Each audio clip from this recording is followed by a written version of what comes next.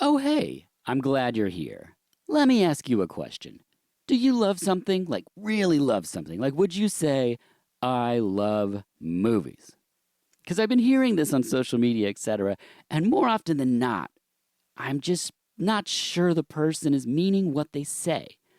And then if I look a little deeper, it's a lot of like, read my 2-star reviews of this, or this sucks, or even worse, people that like movies, a piece of shit for liking the movie, and anyone that likes this movie sucks. But hey, they just love them, right? I say that they don't really mean what they say, and it's hard to get at how. But I think if we just change the word from movies, like say, I don't know, how about women? Now I feel the temperature change in the room, but I'm pretty sure we can all picture exactly the dude who says, I love women. We know what he looks like. There's a soul patch or a goatee. I mean, you can imagine seeing that I love woman guy and thinking, I have questions about the subject, and he seems like the best and most knowledgeable person on the. No, of course you wouldn't. But why is that? Is it because he means that he likes looking at something, assigning it a value based on its appearance, and whether or not he's interested in it? Yeah. So, again, I ask, is there something you really love, or do you just like giving Jessica a half star? I say this because I love movies. I don't love all movies. Not all movies are for me, but I love that there are so many ways to tell a story in the medium. I love that they incorporate so many people's professions: acting, lighting, sound, direction, props, makeup, special effects. They all come together doing their best job of their ability and budget, and I get to see it. Like, are you kidding me? And there are people who dream of having made a movie. They save, they charge up their credit cards, they ask family and friends for favors, and maybe when it's all done, they have a release party in their backyard and screen it. Maybe that's it. But they did it. And then along comes I Love Movies guy, and from his high and mighty throne of judgment just defecates on the people's efforts. Like, what the fuck for? Like, what's the point? What's the point of talking about an art form or a life form if the point is just like, I like it, I don't like it? Like, it makes me sad. Like, honestly, it makes me not want to talk about movies, something that I really care about. And it certainly makes me not want to podcast. But then I remember I don't do this for them. I do this for the movies, and I do this for the people.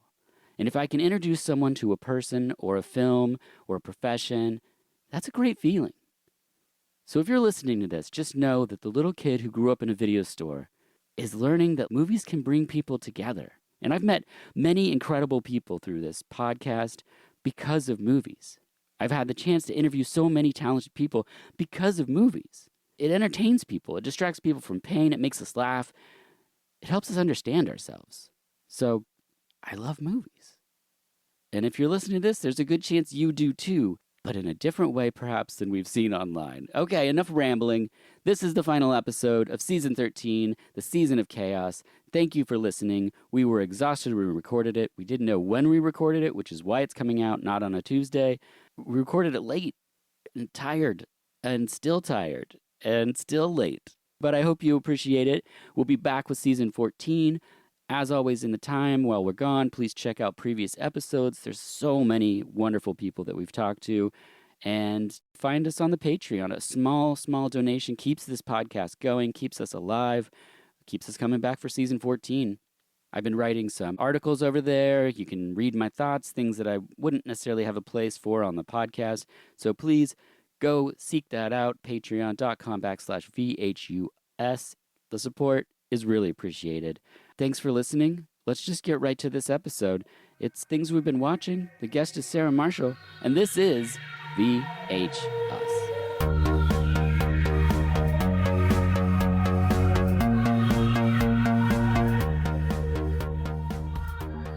Hello, and welcome to VHUS. This is the ending of Season 13, the Season of Chaos. I'm your host, Dirk Marshall, and I'm joined by my co-host in all things, Sarah Marshall. Thank you for being here. Thanks for having me. My notes just fell. Perfect. I think we might have them falling again later on. Wait, you don't like my system? No, it's a good system. You've taped directly to the microphone stand. Crinkly paper. I don't see a problem. Look, I didn't want you to hear the rustling of my paper Sure. because I can't see and I have to hold it close to my face, so I thought this was a better idea. Yeah. We'll see as we go through the episode.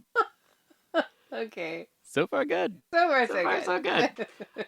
Okay, let's see. What do we have first to talk about? October, it's just raging on. It's almost over.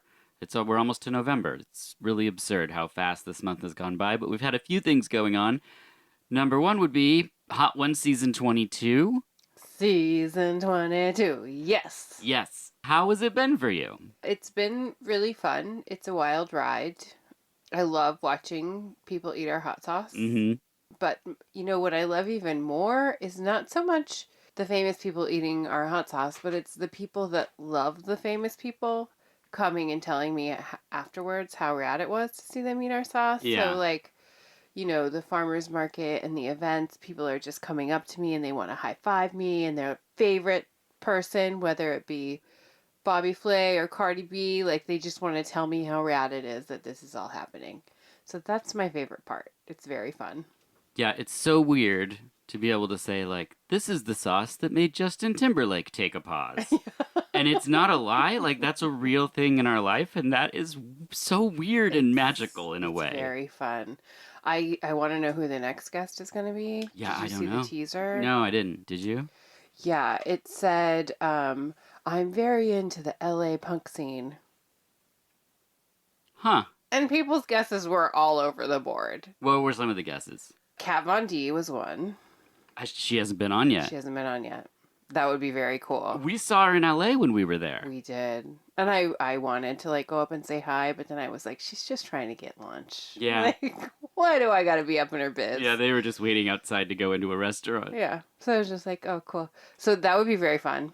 But then other guesses were like people I don't know so much, like Travis Barker. Is that a person? Who? Oh, from Blink 182. Yeah. That was like the number one guess. Oh, okay. Because they're going on tour or they're on tour. Yeah, they're back together, I guess. So that could be. All right. By the time this comes out, we'll all know. Mm-hmm. Mm-hmm. That's fun. Yeah. I don't know much about the LA punk scene.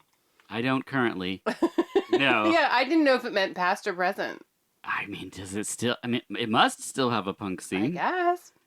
I don't know. California... Doesn't seem very punk these days. No. Yeah. And like when we go to San Diego, it's all Red Hot Chili Peppers playing everywhere, or Sugar Ray or something like that. Yeah. But like in LA, I don't even remember music playing.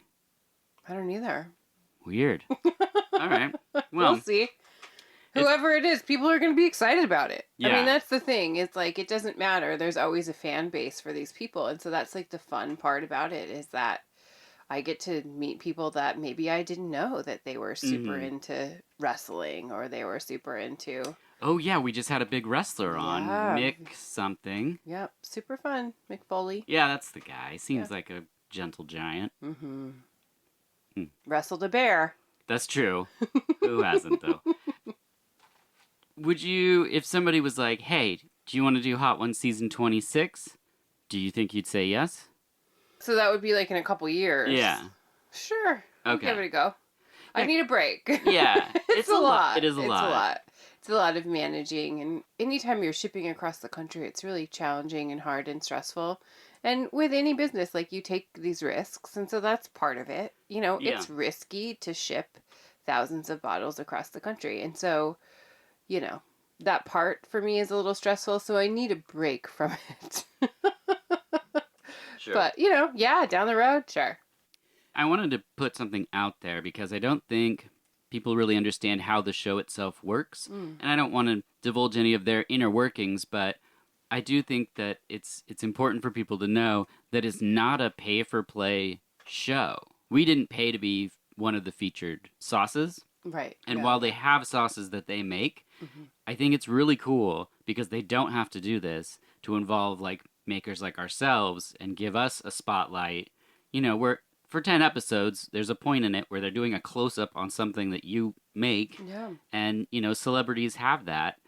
I mean, easily it could just be like companies paying hundreds of thousands of dollars or something, but they really carefully curate these lineups. Yeah, I mean, I think it's a good kind of example of like building relationships. In any business, you have the opportunity to know the people that you're selling hot sauce to or to not. And I think that We always, rather than trying to get into like every store we can get into and we want to be in every grocery store and every supermarket, like I'm more about like, yeah, do you have a cool store? Do I want to be part of your story and your journey? Totally. Mm-hmm. And so then we end up in stores like the Heatonist, which are the people that curate the Hot Ones show. And so Noah, who started Heatonist, came to me in his first year and was like, "Can you ship hot sauce to New York?" And I said, "I don't know. Can I ship hot sauce to New York?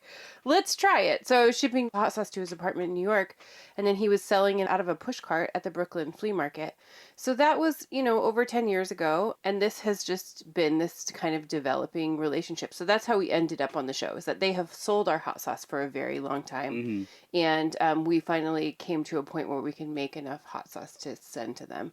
So that's it. Yeah, we didn't pay to be on there, but it is very, very, very cool. And I just think a lot of people that make hot sauce want to be on Hot Ones. And I think it's just a good example of how you make that happen. It's by maintaining that relationship. So every time I go to New York, I check in on Heatonist. I make special sauce for them if they ask for me to make special sauce. If Noah comes to Portland, he comes over to my house. Like, it's just about having a good relationship with our stores and the people that we sell hot sauce to. So now we're on the show, and it's super fun and super rad. And I am very thankful to them for making this happen and for doing this for a lot of hot sauce makers. And also for featuring a bunch of kick-ass women this season. 3. Yes. Right? 3. Yeah. I think that's really, it shows a lot about who they are and what they care about, and women from all different countries. Like, I just think it's really rad that this is the way the hot sauce world is trending and going towards, which, it wasn't like that before, but it is now. No. Cool. Yeah. So thanks, everybody. Yeah, I just think that that's awesome, and I wanted to put that out there before we move on to our next important topic, which is we just got back from Disneyland. Yes. Disney. We took our daughter when she was 5, and now she's almost 10. So we've had 2 wonderful trips. The first one with the childlike magic. The second one, she's a little more adventurous. What did you feel about our first spooky time, Disneyland? I mean, I thought it was fun. I did not think that I would be a Disney person or a person who would take my kid and my family to Disneyland. The first time I kind of went like kicking and screaming to you and my brother being like, I will do this trip, but it is the last thing I want to be doing. But then, I got there and it feels really nice to be in a place with your kid that's made just for kids, and all everyone there wants is for you and your family to be happy.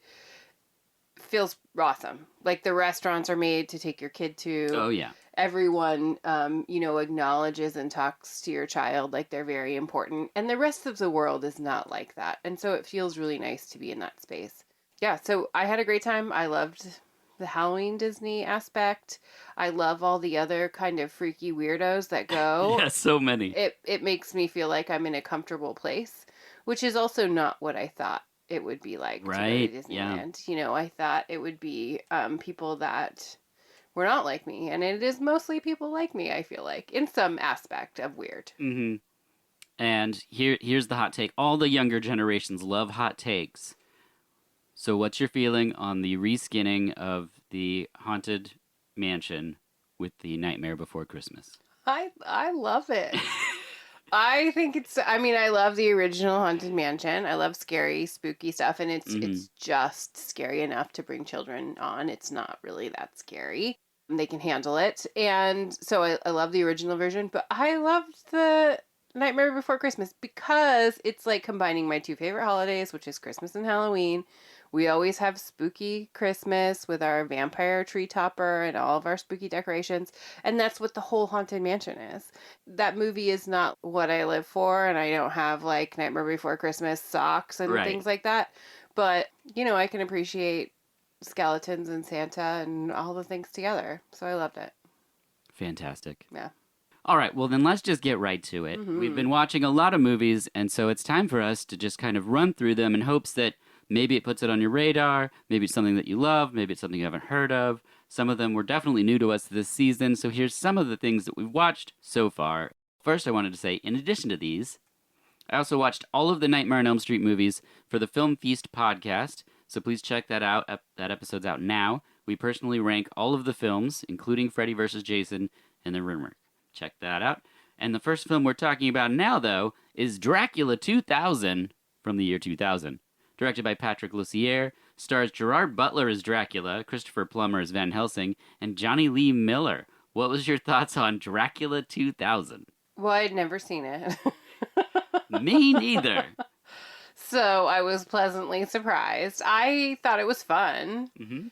I had never heard of it. And even though it is Dracula 2000, I would say I got like a lot of like 90s vibe because it's like, you know, late 90s-ish when they're making it, I feel like. Yeah. So I dug that. I thought that Gerard Butler was kind of like this perfect 90s Gavin Rossdale vampire. Yeah. It was perfect, you know, for that time. Yeah, I was shocked to see him. I've only seen like really later Gerard Butler, and so to see him like this young as like the Dracula, I was like, this is pretty fun to see him do this. It was very fun. I dug it.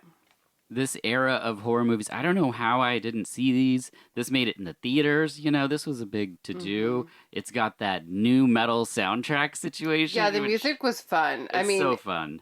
I love when you can hear a soundtrack and it instantly transports you right to that time. And it's not necessarily music that I liked or listened to, but I would be like, wait, what was that song? Or like, I'll remember a time I heard it at a party or like whatever. So it was fun. I mean, I would watch it just to have that happen.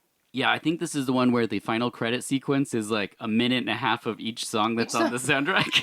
Yeah, it's a good way to do just it. Run through them all. They're like, hey, go buy this. So you need this soundtrack in your life. We're going to give you a little snippet right now. And I worked at a indie record store called Face the Music when this came out. I remember the soundtrack, but in the used bin, so I don't know if it was like a promo copy someone had sold or someone got one over by this credit sequence, but it's something. And because it's on the same disc, we watched Dracula 2 Ascension, 2003. Jason Scott's the lead now, and for the next two films, he's going to be the leader. It also has Jason London and Craig Schaefer. Thoughts on the sequel? Well, I had kind of a question, which is that, you know, for all of these, it says Wes Craven presents. So does that mean that he was part of it, or he's just like, hey, I think you dig these movies. I'm presenting them to you. I think it's like a production credit, you know? Okay. It's like when movies would come over here and it would be like Quentin Tarantino presents this movie with Tony Jaa or something from Thailand. It's like a way that directors can kind of, well, I think it has to do with producing, maybe executive producing. I didn't read the credits of it, but there was, all the movies on this disc were like Wes Craven presents. Yeah, all of them were. Yeah. Well, I think that, you know, they had very different vibes. So there's a big change in two. So the first one is the only one that went to movie theaters. Correct. The other two were direct to. Yeah. Okay, well, you can tell. Yeah. Yes. Not that I didn't have fun watching all of them. I did. In the first one, they introduced this really interesting idea of like getting part of vampire blood, and then he was like doing this thing with leeches off Dracula. Yeah. It was just a twist on a vampire movie I hadn't seen, and I thought it was really cool. Mm-hmm. That goes away in 2 and 3. Not a part of either. Yeah. No, not a part of either. And they introduced like this priest that has a priest. knife on a chain. Yeah. And Yeah. a lot of 2 is in a swimming pool where they just have a vampire like tied to a chair. Yeah. And they're just like, tell us stuff. And he's like, no. They're and holding the vampire hostage. And it just keeps going. And you're like, all right, well. Yeah. Yeah, it was interesting to see the sequel to something that I had forgotten existed. Yeah. And then I thought, okay, well, they're clearly not going to continue this. And then they did. And then they did in Dracula 3 Legacy in 2005. Mm-hmm. It's the same characters, Jason London and Jason Scott. Well, I mean, they probably made it like the same time. No, it's 2 years later. No way. Yeah. They all got back together 2 years later. They were like, we made this thing, we gotta make another one. I mean, and maybe they made it back to back and then it just sat. Maybe. Could have been. That could have been the situation. This one features Rutger Hauer as Dracula. So they went a different route with Dracula. They This sure one, did. he's a lot older. He's a much older vampire. But then because of that, they had to introduce this, like, sexy lady vampire orgy den. Yeah. Yeah, they're like, we're not going to give you the hot dude vampire. We're going to give you all the hot ladies. Mm-hmm. Here you go. Yes, that did happen. I did. You know, we saw all three. Sure did. Good job. Yeah. We did it. Well done. Same director for all three, so I don't know what was going on there, but that's Dracula 2000, Dracula 2 Ascension, and Dracula 3 Legacy. I got them all on the same disc with they for $5. Find. Thank you. Coming up next is Totally Killer from 2023. I wrote absolutely no notes on this. Good work for me. It's a time travel horror movie that's playing. It's right now streaming. What did you think of Totally Killer? I thought it was really fun. It's kind of like a Back to the Future murder mystery. I wouldn't necessarily say, I guess it's horror. I guess, 'cause it's sort of supposed to be slashery. Yeah. There's not much slashing. It's like a time travel horror comedy Yeah. adventure. Yeah. It's fun. I mean, I think, I'm always looking for movies I can watch with my best buddy, and she can't get too gory, and I think this would be a good one to watch with her. Yeah, I agree. I think it was really entertaining. I really enjoy how it seems like every October there's a couple of these movies that like come out that are like kind of a fun ride, not necessarily horror, but like it's got the right vibe that you're looking for in October, and you just want to put something on and not necessarily be like super creeped out. Yeah. It's pretty fun. That's all I really have about Totally Killer. I would say it's a good companion piece to Final Girls. When we watched it, I was like, this is too Final Girls-y, but of course you're like, it's just its own thing. And I was like, you know what? You're right. I would actually enjoy them both together. I mean, if you couldn't ever like a movie that was kind of like another movie, you wouldn't be able to watch all of your crocodile movies. That's true. Things, or you wouldn't be able to watch all your Japanese horror movies. You could only watch one. And like, that's so boring. Man, which one? Yeah, you're right. You're So right. just enjoy it. It's fun. They did a good job. It's the same like kind of premise of like trying to not have your mom be murdered. Yeah, it's a lady travels what back in everybody time to wants. try to save her mom's life. We can have lots of those movies. Yeah, Nobody wants a dead mom. That's true. That's so true. Mhm. And I'll watch them all. Yep, same. Apparently, I'll watch all of everything because next we watch Pet Sematary Bloodlines from 2023. We sure did. It's a prequel to the remake, and it Mhm. features David Duchovny. I didn't write anything else down about this movie. Wasn't really my favorite, but it was fine. Okay, so prequels. Prequel. Prequel. Yeah. Cool. Prequel. Prequel. Okay. Well, so we get the origin story of Judd, which is interesting. Yeah, I but liked that piece of it. Because he's such an important part of the original right. Pet Sematary. No, he is. It's just weird when they do a prequel to a remake because then it's like, oh, this is John Lithgow's Judd, and not like, you know what I mean? Like the first Pet Sematary, you have a very different Judd. Yep. So in my mind, that's what I want. I want the guy that was the Munsters, give me that. But it's John Lithgow, which he's fine too. Listen to me, I'm getting all caught up in semantics of things, but did you enjoy watching Pet Sematary Bloodlines? I thought there were some good things, and I thought there were some things that I couldn't get into. Yeah.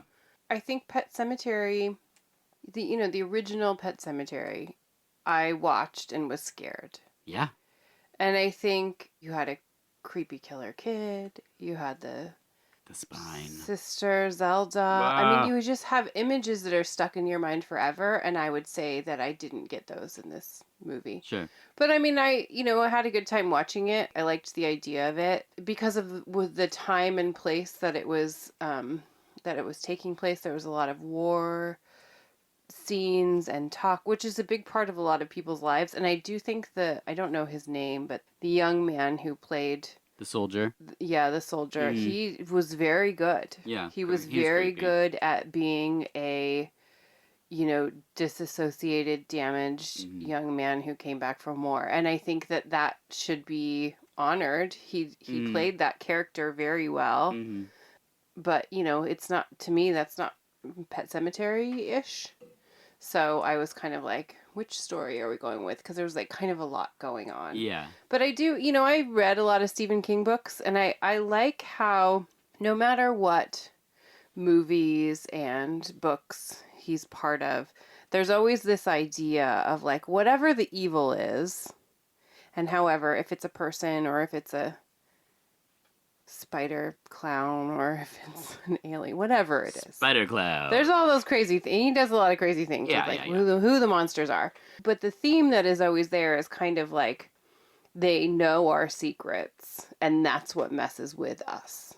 And so they did a good job of that, of, putting that into play of this dead creature, whatever it is, ghostly cemetery being that's going to take over bodies is going to know your stuff and mess with you. Mm-hmm. Can you deal with that? And usually the answer is no. No, yeah. No, you can't deal with it. It'd be weird if the Stephen King book was like, you're fine. You're like, yeah, come at me. I'm into it. Stephen King's new book, you got this. Let's get into my dark world. Yeah, well, so there you go. If you're into Pet Sematary movies, you're probably going to watch it. I've seen Pet Sematary 1 and 2 and the remake, and so now we closed it out with Bloodlines. I mean, I just think we're on this ride. Like, if we start a thing, we finish a thing, we watch them all. Yeah. Why not?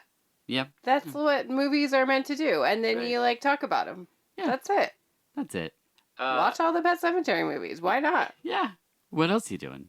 Not watching them? Watch them. Yeah, watch them. Up next is No One Will Save You from 2023. We watched this right after we recorded our last episode, and so we wanted to add it to this list. Most of you have probably seen it, streaming on Hulu. It's an alien abduction movie that essentially has one line of dialogue. And so I'll just give you the floor, Sarah. What did you think of No One Will Save You? Well, I really liked it. And you didn't really like it when you first watched it. But then I felt like we talked about it a little more and then maybe you did. But so I loved the idea of no words in a movie, of just the visual effects of it. And if we're talking about movies being this kind of like visual storytelling, that's exactly what they were doing. And I think that the actress had to work 10 times harder to be able to do all of this in a way where there's no dialogue. And I feel like immediately you do get the story and you are connected to the characters. And, I think alien movies are fun and alien stories are fun. And I think, I spent a lot of time working with people who have experienced a lot of trauma. And I had found with people that I worked with that sometimes people that experience alien abductions, it's a way to process or deal with trauma that has happened in their lives.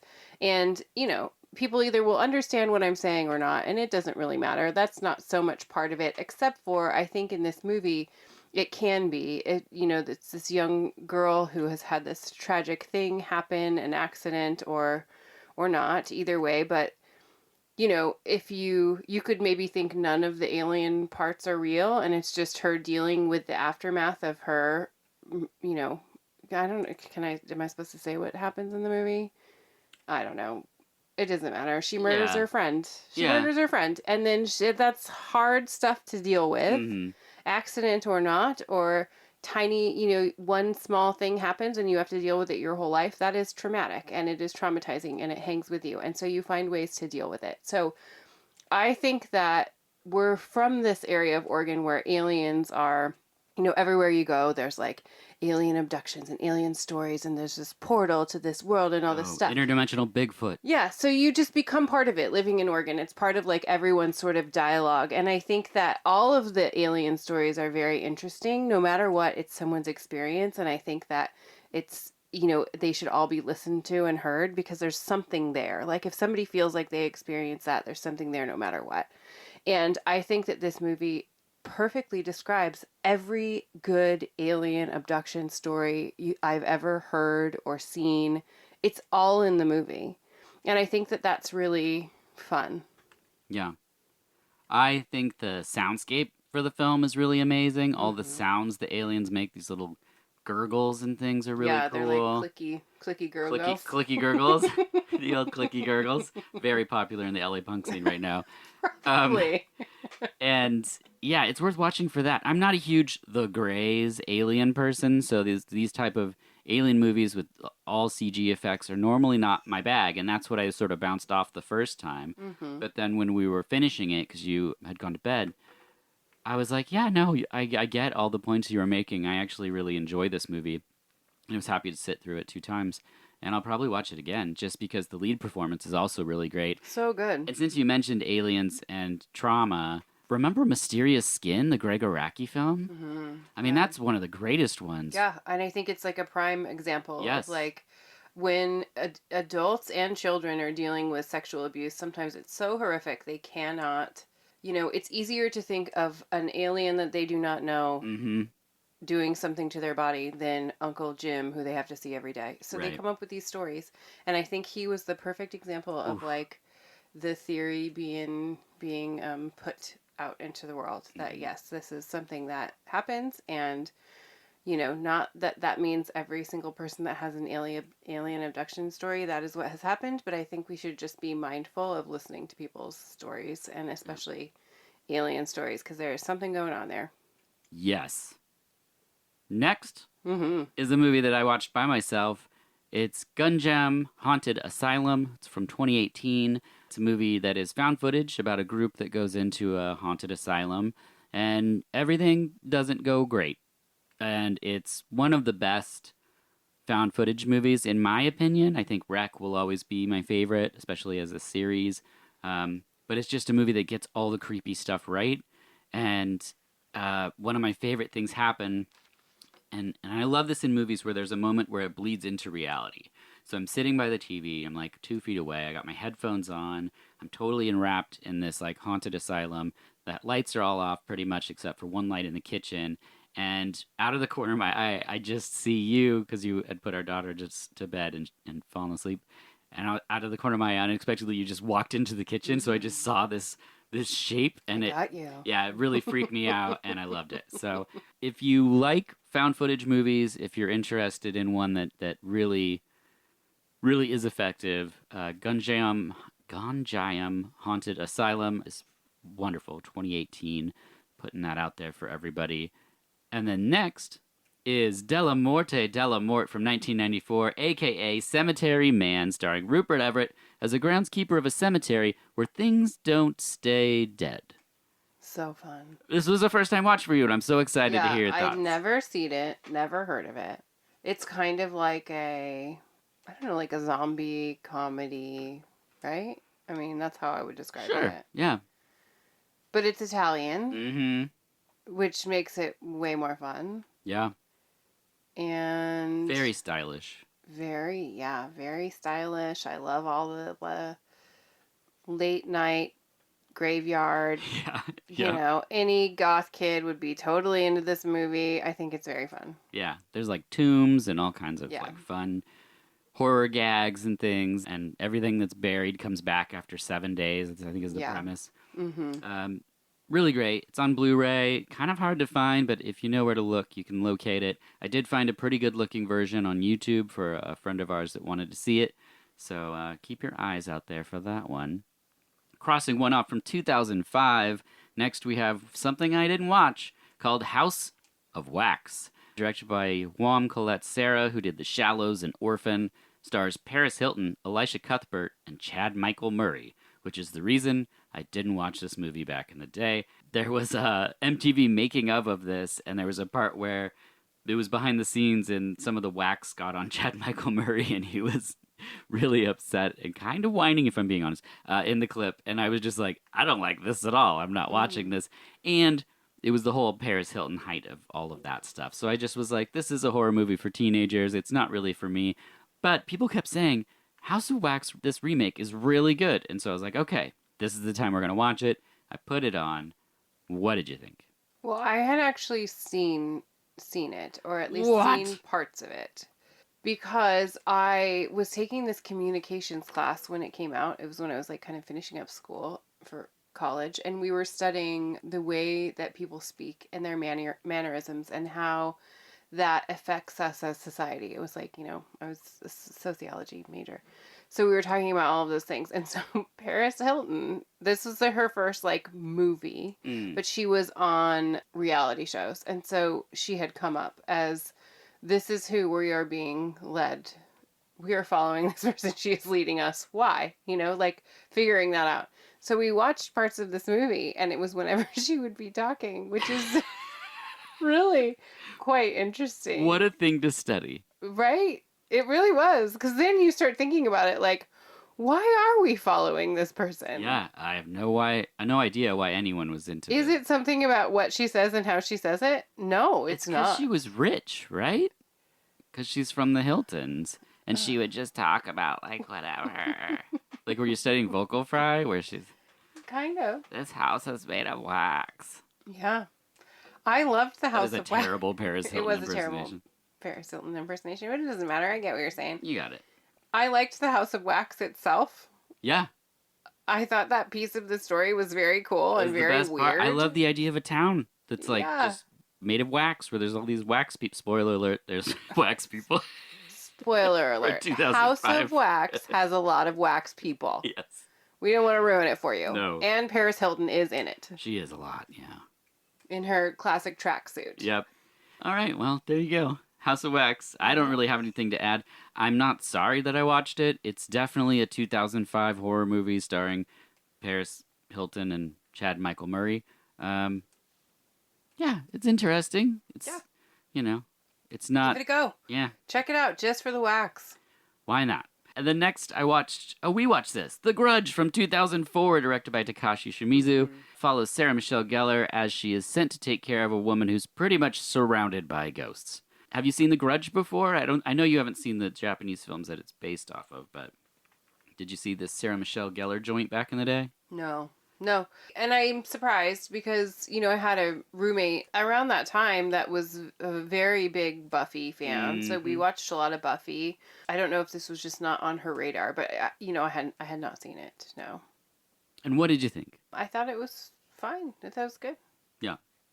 Yeah. Okay.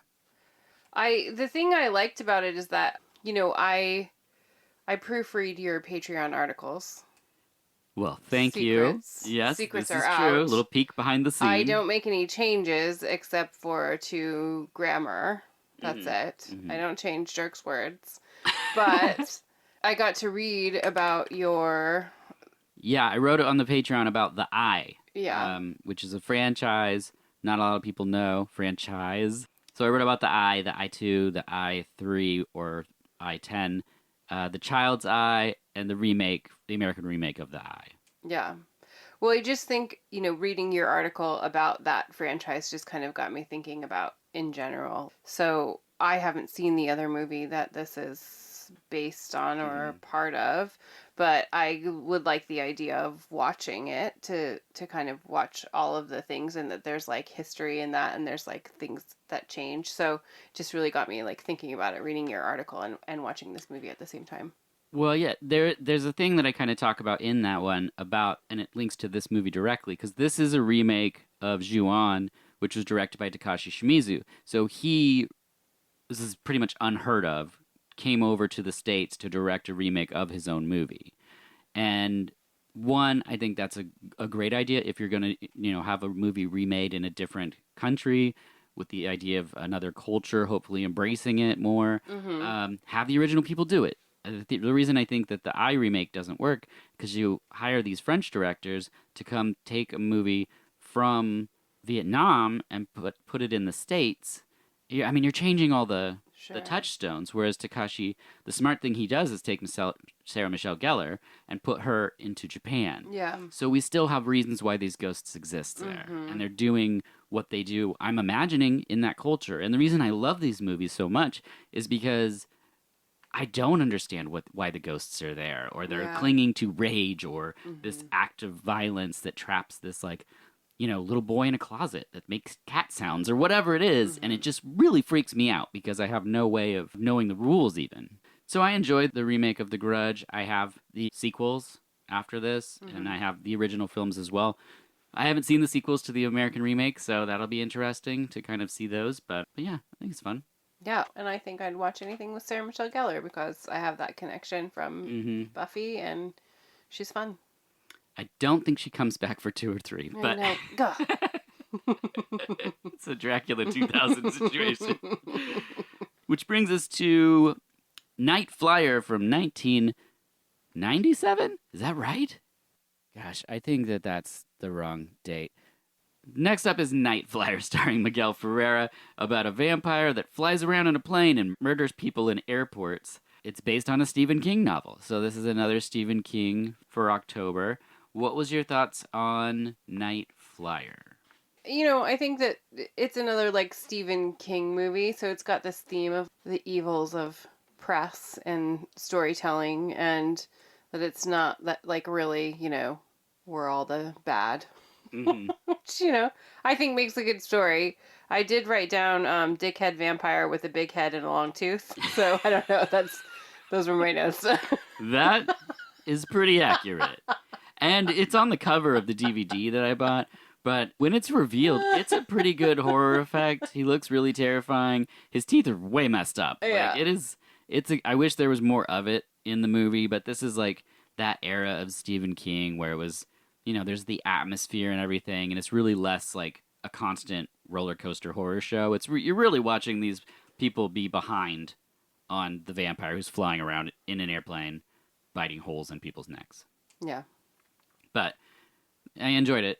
Good October vibes, I thought. I mean, Miguel Ferrer is a real jerk in the movie. Yeah. So you kind of have to get through a lot of that just to get a little bit of vampire.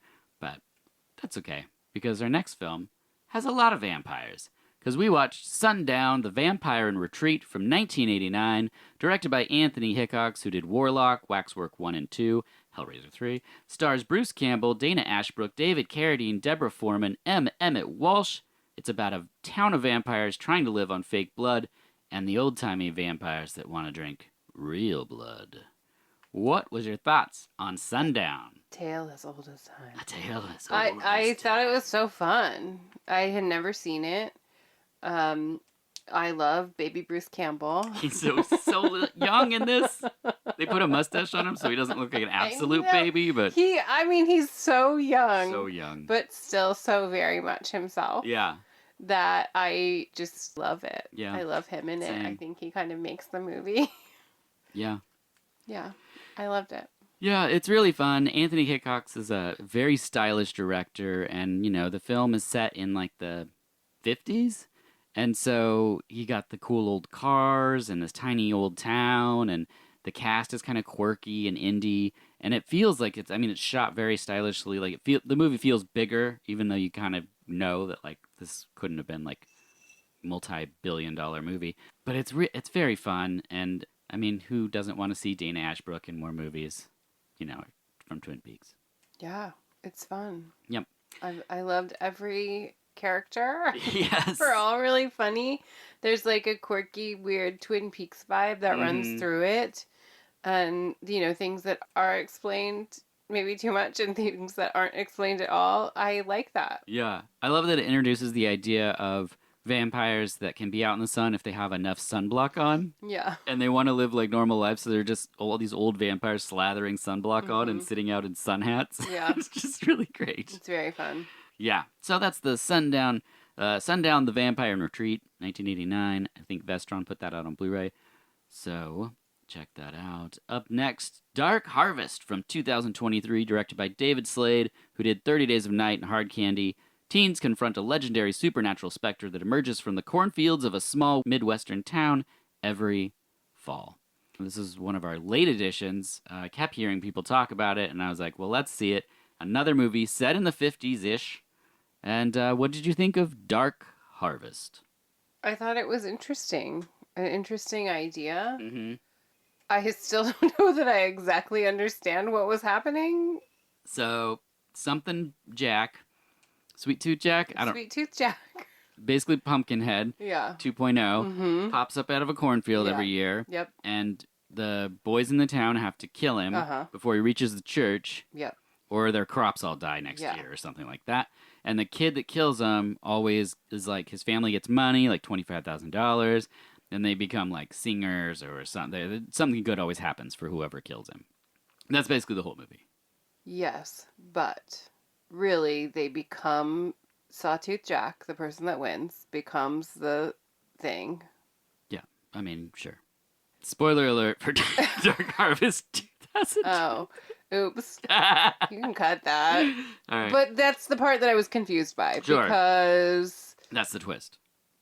But then that does happen to... it fell apart at the end for me. Sure. Yeah. No, I hear that. I think I've heard people have issues with the back end of this film. I wasn't going to watch it at all, but I kept hearing people talk about how it looks so good. It's got a great vibe for October, and we haven't had something kind of pumpkin heady in a while. So I was really shocked at how good the film looked. I thought that the 50s setting and everything was really well done in the film. It's nice to see something not just ape the 80s, just to be like, guys, remember the 80s? It was all neon, which it wasn't, but that's the way everyone does the 80s. So it was refreshing for that setting, and I just felt like it was clearly from a book. This is based on a novel, and it felt like it. It felt Yeah. like this is Yeah. something that you could, it almost felt Stephen King-y in a way. Just like a little cleaner. There wasn't like an abusive father or Yeah, something. well, but that was the idea, is that like these people sell off their children to get money. They know that it's happening. Right. But like like I guess I just didn't really understand what that evil was. Like how these kids turn into the pumpkin. Like I it don't didn't know. I didn't really get that part of it. Everyone seems pretty chill with it too, which is weird. I know. Here's what I would do the first year that someone's like, Mm-hmm. so all the boys are going to go try to kill Sweet Tooth Jack or Yeah. whatever his name is. And I'd be like, come again? And they're Yeah. like, he's kind of like a neon pumpkin head that comes out of, wheat. Yeah. And I'd be like, I'm going to sell my house Mm-hmm. and move away from here. And they're like, Yeah. we've never thought of that option. Yeah. We've been killing this thing every year. Yeah. You're like, We've lost a lot of children. well, there was something in there that like if they try to leave, they die. Oh. I was kind of paying attention. Yeah, every is time terrible. anybody tries to leave, they die. I don't know how. It didn't say how or why. Well, apologies to Death. anyone that worked on Dark Harvest, but we apparently were in and out on that one. I'm just trying to work it out, you know? Okay, Like, sure. we never talked about it after we finished the movie. We just finished the movie, and then I was like, wait, what? Yeah. Yeah. You know what? I'm going to rewatch the ending just to get it right. If anything we've said sounds good, then you should all check it out. Because the key art doesn't look striking to me. It's like a guy in a mask, and then if you click on that, you see a guy with the skeleton mask on, which is not really the villain of the film or anything. No, it's his, like, group of buds. Yeah, and so it's like there wasn't anything that really grabbed me, and other than other people's words, which is all I try to do with this. And so hopefully your interest is piqued, and you'll give it a shot because it deserves to have some eyes on it this season. That's what I think. Yeah, I mean, I maybe need to watch it again. I mean, you know, sometimes it could have been right before I went to bed. Maybe It was I just right missed. before. Like the Maybe I second just it didn't- ended, I was like unconscious asleep. Okay, well, let's give it another go. Yeah, it was. It was like almost 3. Yeah. Anyway, so watch Dark Harvest earlier than 1 in the morning. Next, I want to talk about, and this is the last film we'll be talking about here, and it's quite an impressive way to end a random assortment of films that we've watched this season. If I'm being honest, I theme the days of the week for October, and I plan out the movies that we're going to watch. This October has been really crazy, what with Hot Ones, what with Disneyland, and every year, your favorite day is Witchy Wednesday. And, Sure is. you know, I've been dropping the ball because we've been busy. We've been doing all kinds of stuff. I've been moving movies around in the schedule so that we see. And I'm like, Dirk, where's my witchy Wednesdays? And then I came across She Will from 2021/2022, directed by Charlotte Colbert, who is a sculptor, photographer, and a director. Colbert directed and co-wrote She Will with Alice Krieg from one source. Another source I found on the internet, it was not Alice Krieg, but watching this, I could really see that. It also features Coda Eberhardt, who's amazing, Malcolm McDowell, Rupert Everett. Produced by Dario Argento, and the score is by Clint Mansell, who I love. He did the score for, of course, Requiem for a Dream. He was in the band Pop Will Eat Itself. I love Clint Mansell. And then I just wanted to say a couple things. It's been described as an edgy psychological horror meets a feminist fable. Guillermo del Toro called it a remarkable directorial debut, purely cinematic.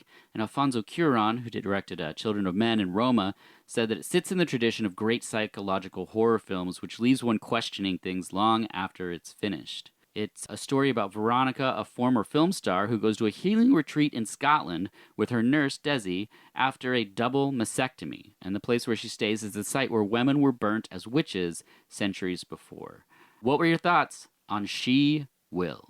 I thought it was so good. I don't really want to since I spoiled so many other movies, I don't really want to spoil this for anyone, but I would say just watch it, get into it. There's a lot of like barefoot witch in the woods, like slugs and burning. I just feel like there's mud and yeah, there's so much to get moss. into with it where you can really like feel it. Like it's one of those movies where you watch it and you can like you know what it smells like to be in that scene. You know what it feels like for that person to be walking through that, you know, through the ashes of all of these dead women. Yeah. Like I just think that the story is timeless of, you know, tragedies that women face. And I think that it is a really wonderful way to tell that tale and to show kind of like the horrors of sometimes what it's like to be a woman. And so I think that people should watch it and people should talk about it. While we were watching it, I was saying, Chuck, I'm really worried about Malcolm McDowell. Why is he always this character? And what you said to me made so much sense, was like, this is what he has always done. Yeah. He can go into these evil places and play kind of this, you know, the most horrible person. And he does. Spoiler alert. I didn't spoil anything. No, I'm just kidding. I'm just kidding. But yes, going back to Clockwork Orange, and, you know, we've seen a couple movies recently where back to back he is not great as a person, but really well acted. He finds that thread of humanity and is able to go very, very dark in these characters, rationalizing evil deeds. Yeah. And he does that in this film, but he's not in it a ton. He's in there for a good reason, but it really is Coda Eberhardt and Alice Krieg that it really, like, their relationship. And the cinematography in this movie is absolutely gorgeous. The way that it's shot is like it just started, and I was like, oh, this is so much my thing that like this movie doesn't have to do much to win me over. It could just be vibes, and I'd be into it. But then it introduced the mastectomy, and it introduces like all of these different themes, and when it gets to like the burning witches and stuff, it's like there's just so many layers to this that I don't think it would need, but because it's all there, it's a rich sort of tapestry. Are you looking at this? That's from The Ring. Yeah, got it. She hangs on my microphone. I'll post a picture on our social media so you know what I'm babbling about. So yeah, She Will was such a surprise. It's on Shudder. I haven't heard anyone talk about this movie, but Alice Krieg rules. She's so good in this movie, and Coda Eberhardt hasn't done anything since this, and I hope that she does, because she's really good in it. Yeah, it's really well put together movie. I loved everything. Yeah, I think that's my favorite of the season. If I had to pick, it's probably also going to be on my discoveries list this year at the end that I record usually with Lindsay and Ryan. Just a little peek into that world. So there you go. That's Sarah and I talking about some of the films we watched during our 31 and 31. This is the final episode of Season 13. Brief break, and we'll be back with our regularly scheduled format, with each episode being about a film and the guest having the profession portrayed in the film. We have some awesome, awesome people, rad guests, very fun movies interspersed in the middle there, some familiar faces, some new ones. So keep your eyes peeled for Season 14. Sarah, thank you for coming on. Yeah, always a pleasure. I look forward to us watching more horror movies before moving into November, our month of birthdays, as you and Adeline both have birthdays. We like October, but we also like birthdays. Yeah, birthday month. And then you're done with the farmer's market. We go into holiday market mode, which is another, like, we're already so tired. But that'll be the next chapter. So into it. Stay with us, everybody. We're going to make it through it together. Until next time, I'm Dirk Marshall, and this has been VHS.